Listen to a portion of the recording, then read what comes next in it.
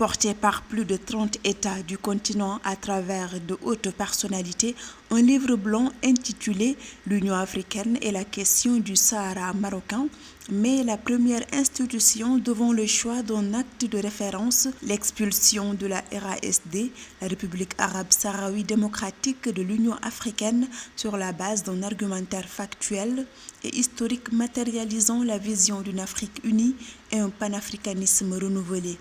Les pays d'Afrique australe, de l'Est comme de l'océan Indien, à l'instar du Lesotho, du Malawi, du Kenya, de la Somalie, ont intégré cette vision. Mon appréciation de la première réunion de suivi de l'appel de Tanger qui a eu lieu ici, c'est que cette rencontre s'est très bien déroulée. Les arguments défendus par le groupe de contact sont des arguments historiques, juridiques, logiques et très convaincants dans le cas du Sahara occidental et pour la défense de l'intégrité territoriale du Maroc.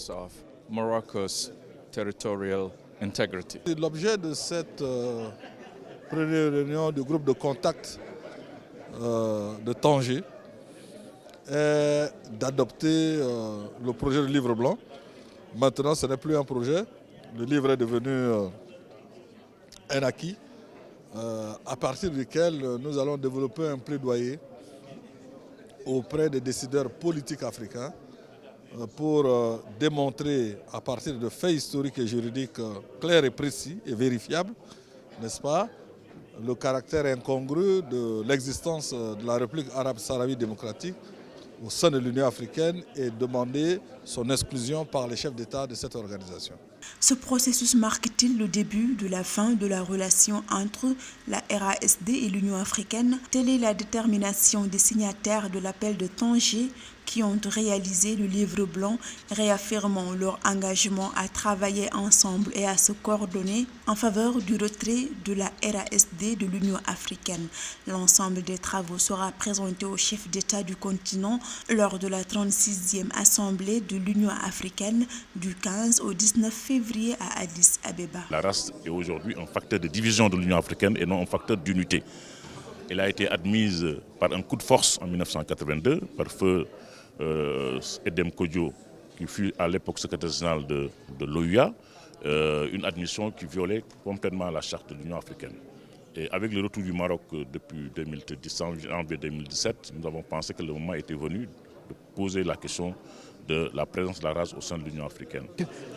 Une immense détermination de la part de celles et ceux qui y ont pris part.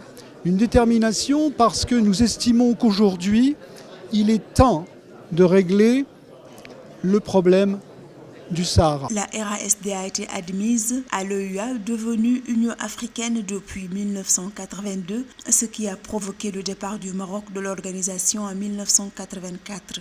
Depuis la réintégration du Maroc le 30 juin 2017, de nombreux pays ont retiré la reconnaissance diplomatique à la RASD et reconnu l'unicité et l'intégrité du territoire du Maroc. Désormais, les chefs d'État africains doivent consolider et matérialiser l'expulsion de la RASD de l'Union africaine afin de conforter le processus politique de pacification et de développement de cette zone au profit d'une Afrique unie.